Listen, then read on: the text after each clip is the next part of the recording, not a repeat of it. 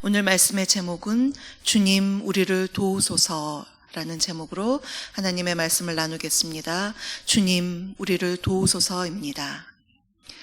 저는 중학교를 미션 스쿨을 나왔습니다. 여기서도 멀지 않은 정신여중을 나왔는데요. 지금도 생각나는 것은 학교의 교훈이 참 너무나 좋더라고요. 굳건한 믿음, 고결한 인격, 희생적 봉사, 이렇게 수십 년이 지났는데도 마음에 늘 새겨지고 있습니다. 또한 매주 체프 드렸던 것 생각나는데요. 여러 선생님들 가운데서는 국어 선생님이 굉장히 생각이 납니다. 이렇게 태극기가 보이면 더욱더 그 선생님이 생각나는데요. 그 선생님은 수업 시간에 저희에게 늘 나라 사랑에 대해서 강조하셨습니다. 선생님은 이제 일제강점기 때에 우리나라가 얼마나 많은 수모와 아픔을 겪었는지 참 많이 말씀해 주시면서, 그래서 우리나라가 다시는 나라를 잃어버리는 슬픔을 당하지 않아야 한다, 그렇게 여러 번 강조하셨습니다. 그리고는 저희에게 항상 손을 내밀라 이렇게 하시면서 따라하라고 하셨습니다. 그러면서 어떻게 하셨냐면 나라가 있고 내가 있고, 저희들을 나라가 있고 내가 있고 이거를 여러 번 따라하게 하셨습니다. 그래서 나라가 있어야만 개인도 있다, 이것을 늘 가르쳐 주시면서, 그랬기 때문에 제가 3.1절이라던가 광복절, 현충일, 거리에 태극기가 또 꼽히는 그런 때는 더욱더 그 선생님의 이 나라가 있고 내가 있구나, 그것을 다시 한번 되새기게 됩니다. 개인주의가 팽배한 이 시대 속에서 나라를 생각하고 걱정하고 기도하는 것은, 그것은 애국심을 넘어서서 신앙인이면 반드시 그렇게 해야 하는 일입니다. 지금도 계속되는 우크라이나와 러시아의 전쟁을 보면, 또 이스라엘과 하마스의 전쟁을 보면 한 나라의 백성은 정말로 공동 운명체임을 알 수가 있습니다. 나라가 전쟁을 겪고 어려움을 겪으니 개인의 삶도 정말 말이 아닙니다. 당연히 함께 어려움을 겪습니다. 그러니 나라의 평안함이 축복이요, 그것을 위해서 국민들이 함께 기도해야 합니다. 성경을 읽으면 하나님께서는 이스라엘 한 거룩 공동체, 민족 공동체를 통해서 그분의 뜻을 나타내셨습니다. 구약에서는 이스라엘 백성들을 애굽에서 함께 출애굽시키시고, 함께 홍해를 건너게 하시고, 함께 광야에서 성막을 짓고, 함께 광야를 돌다가 함께 가나안에 들어갔습니다. 신약에서는 이스라엘 유대 민족을 넘어서서 교회 공동체를 이루죠. 교회 공동체를 통해서 함께 훈련받고 함께 사랑을 나누고 함께 성장하게 하셨습니다. 하나님은 각 개인도 사랑하시지만 함께하는 공동체를 사랑하시는 하나님이십니다. 오늘 우리가 읽은 시편 44편은 장르로는 탄원시인데 특별히 공동체 탄원시라고 할 수 있습니다. 본문 9절부터 26절까지 우리라는 단어가 굉장히 많이 나오는데요. 이것을 세어보았습니다. 무려 25번이나 나옵니다. 게다가 우리가 읽지 않은 1절부터 8절까지는 14번이나 나옵니다. 14번 더하기 오늘 본문 25번 합치면 이 44편 안에 39번이라는 우리라는 단어가 이렇게 많이나 나옵니다. 오늘 우리가 읽지는 않았지만 이 앞절에 있는 1절에서 8절의 말씀의 내용을 잠깐 말씀드리면, 이스라엘 공동체 과거에 하나님께서 얼마나 이스라엘 조상들에게 함께 하시고 그들을 인도하시며 승리케 하셨는지 감사의 고백을 하고요. 또 가나안을 정복할 때 거기 사는 민족들 몰아내신 것, 이것은 이스라엘의 힘이 아니었다, 하나님의 은혜였습니다. 조상들을 또 그 가운데 그 가나안 땅에 심으신 분도 하나님이십니다. 이렇게 하나님을 찬양합니다. 그런데 오늘 본문 9절에서는 내용이 바뀝니다. 본문 9절 처음은 이렇게 시작합니다. 그러나 이제는. 과거에는 그렇게 하나님께서 우리와 함께 하시고 승리케 하셨는데, 그러나 이제는 저희가 고난 가운데 있습니다. 주님께서 우리를 그런 고난을 당하게 하셨습니다라고 시인이 탄원하고 있습니다. 그래서 쭉 보면요, 9절부터 14절까지 앞부분만 이렇게 보시면요, 9절에서는 그러나 이제는 주께서 우리를 이렇게 하셨습니다. 9절에서 주께서 우리를 버려 욕을 당하게 하셨고요. 또 10절에서는 주께서 우리를 대적자들에게서 돌아서게 하셨습니다. 11절에서도 주께서 우리를 잡아먹힐 양처럼 그들에게 넘겨주셨고, 12절에서는 굉장한 말씀이죠. 주께서 주의 백성을 헐값으로 파셨다. 이렇게 포로가 되게 하셨다라고 하고요. 13절, 14절까지 주님께서 우리를 이러한 고난 가운데 두셨습니다라고 지금 너무나 고통스럽게 주님 앞에 탄원하고 있습니다. 지금 시인은 이 고난의 이유를 알 수 없고 그것을 감당할 수 없어서 하나님을 향하여서 부르짖으며 탄원하고 있습니다. 그러면 고난당하는 공동체가 어떻게 해야 하는지, 이 공동체 탄원시를 통해서 주님이 우리에게 말씀하시는 세 가지를 우리 한번 살펴보겠습니다. 첫째는요, 고난 중에 여전히 함께 주님을 바라보아야 합니다. 고난 중에도 여전히 함께 주님을 바라보아야 합니다. 이해할 수 없는 고난이 왔을 때 어떻게 해야 할까요? 그것도 공동체가 함께 겪어야 하는 고난을 어떻게 이해해야 할까요? 우리 민족이 함께 겪어야 했던 일제강점기, 그때 정말 많은 희생들이 있었습니다. 그리고 6.25 전쟁을 통해서 참혹한 동족 상잔의 비극이 있었습니다. 우리나라는 참 이 강대국 사이에 있죠. 그래서 역사 속에서 이 강대국들 사이에서 얼마나 많은 고난을 겪으며 전쟁을 겪었는지 모릅니다. 왜 우리 민족이 이런 많은 고난을 겪어야 했는지 생각해보면 참 안타까운 마음이 가득합니다. 지금 시인의 마음이 그렇습니다. 13절, 14절에서는요, 다른 나라들의 조롱거리가 됐습니다. 무시를 당하는 우리들의 상황입니다라고 하나님께 탄원하고 있습니다. 그런데 우리가 이 시인의 고백을 통해서 볼 수 있는 것은 그가 고난 속에서도 여전히 하나님 앞에 있다는 것입니다. 이 이해할 수 없는 고난의 주체로 하나님을 두고 있습니다. 그런데 아까 말한 이 9절부터 14절까지 주께서 우리에게 이렇게 하셨다. 지금 시인이 이렇게 탄원하고 있는 것은 하나님을 향한 원망이라기보다는 하나님의 주권을 인정하는 것입니다. 하나님께서 우리 민족을 이러한 고난 가운데 넘기셨으니 이제 우리를 도우실 분도 하나님이십니다. 하나님의 주권을 인정하면서 우리를 도와달라고, 긍휼히 여겨달라고 탄원을 하고 있는 것입니다.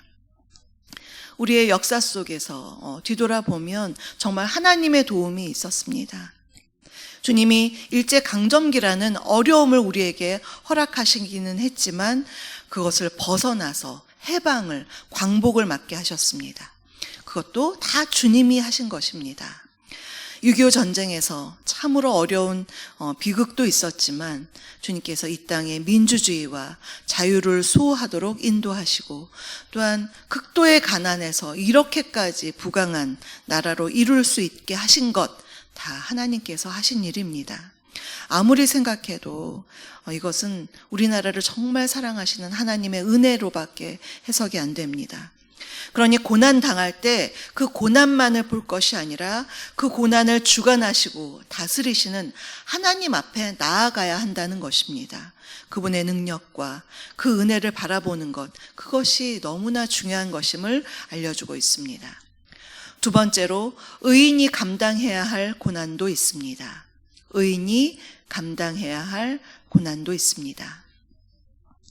17절부터 22절을 보면 시인은 공동체가 겪는 고난에 대해서 자신들의 잘못이 없었음을 말하고 있습니다.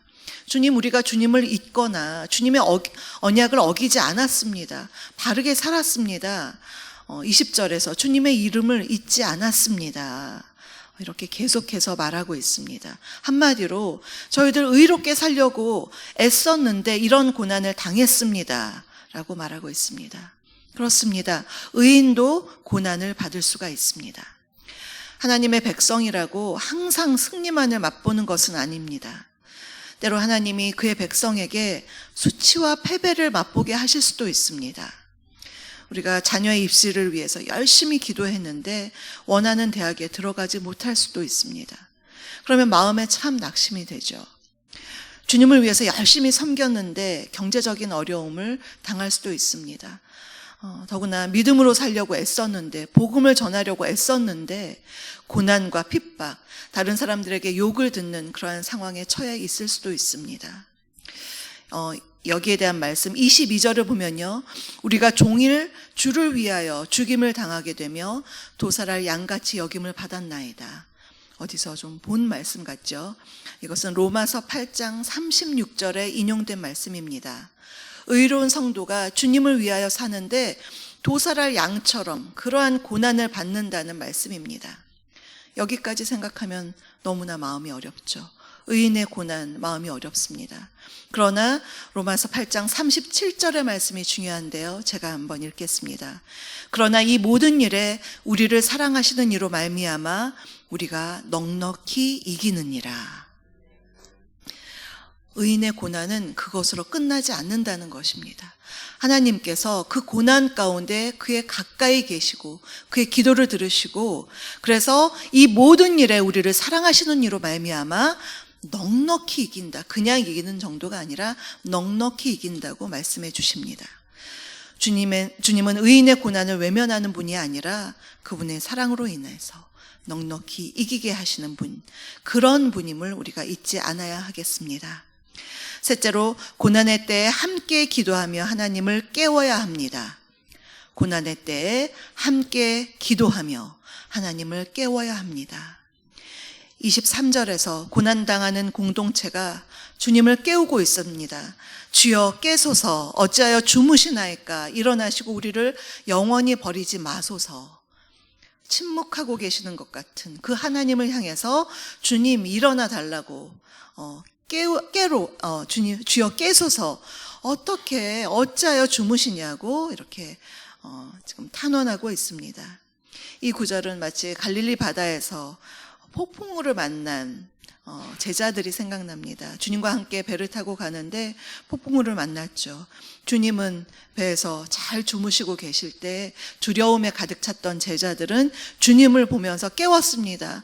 선생님이여 일어나소서, 깨소서, 일어나소서, 우리를 도와주시오. 우리가 죽게 되었습니다. 주님을 흔들어 깨우는 그 모습, 지금 시인이 동일한 모습으로 하나님을 깨우고 있습니다.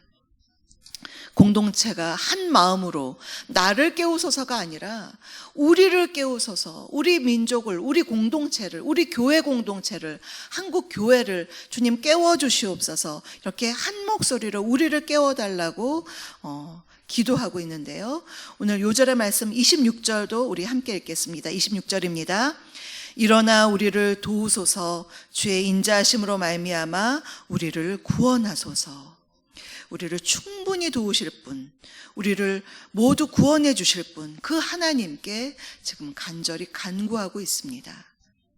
오늘 우리는 고난의 때 공동체가 어떻게 해야 하는지 세 가지를 살펴보았습니다. 첫째는 고난 중에도 여전히 함께 주님을 바라보아야 합니다. 두 번째는 의인이 감당해야 할 고난도 있습니다. 셋째는 고난의 때 함께 기도하며 하나님을 깨워야 합니다. 오늘 이 말씀을 보면서 우리나라를 생각할 때 주께서 이 땅을 정말 고쳐주시기를 우리가 합심해서 기도해야 하겠습니다. 이 땅이 거룩한 땅이 되고 정의와 공의가 강같이 흐르는 나라가 되게 하여 주시옵소서. 이기주의와 부정과 부패의 사슬이 끊어지고 하나님 나라의 복음과 그 소망으로 가득 채워지는 새롭게 되는 이 나라가 되게 하여 주시옵소서. 우리를 붙들어 주시라고 주님 깨소서 이렇게 기도해야 하겠습니다. 특히나 아직도 남과 북이 단절되어 있습니다. 저 동토의 땅에 있는 북한 주민들 생각하면 너무나 눈물 나지 않습니까? 저 북한 땅에도 그리스도의 계절이 오게 하여 주시옵소서. 한라에서 백두까지 주님의 복음이 온전히 전파되어서 찬양의 소리가 한라에서 백두까지 온전히 퍼질 수 있도록 주여 우리 민족을, 우리 공동체를 붙들어 주시옵소서. 그리고 또한 이 땅의 교회를 주님께서 깨워주시고 함께하여 주시옵소서. 이렇게 간절하게 기도하시는 저와 여러분이 되시기를 주님의 이름으로 축복합니다. 오늘의 말씀을 생각하시면서 찬송가 369장을 부르시겠습니다.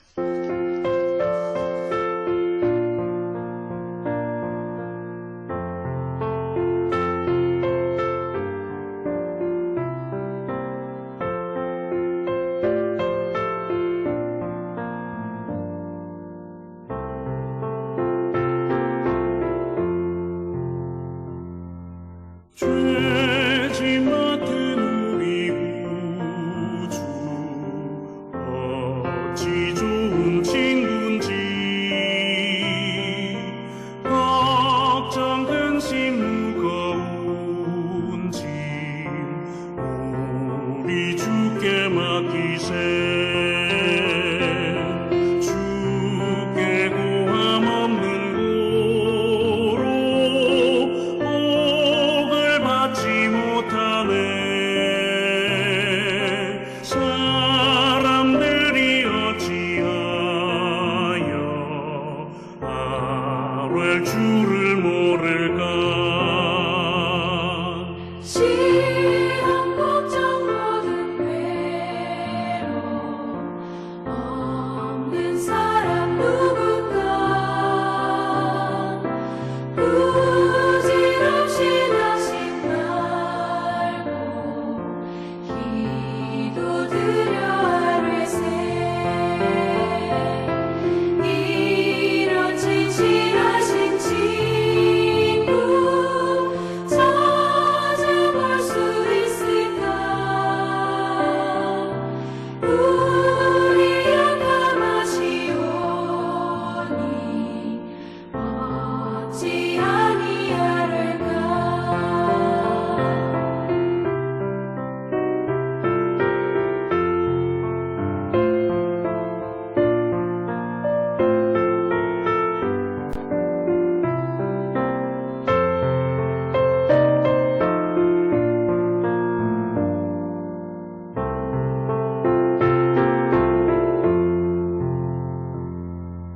근심 걱정 무거운 짐 아니 진짜 누군가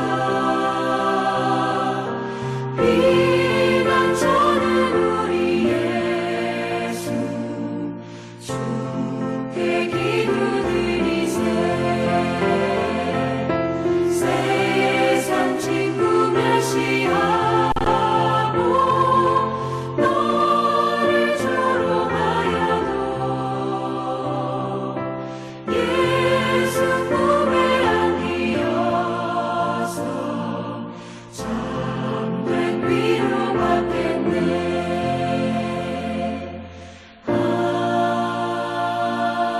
아멘. 지금은 우리 주 예수 그리스도의 은혜와 아버지 하나님의 다함없는 사랑하심과 성령님의 내주, 교통, 충만케 하심이 이 땅의 교회들과 이 나라 이 민족의 회복을 소망하며 간절히 기도하기를 원하는 사랑하는 성도님들 머리 위에와 그 가정 위에, 일터 위에, 우리 주사랑교회 위에 지금부터 영원토록 함께 하옵시기를 간절히 축원하옵나이다. 아멘.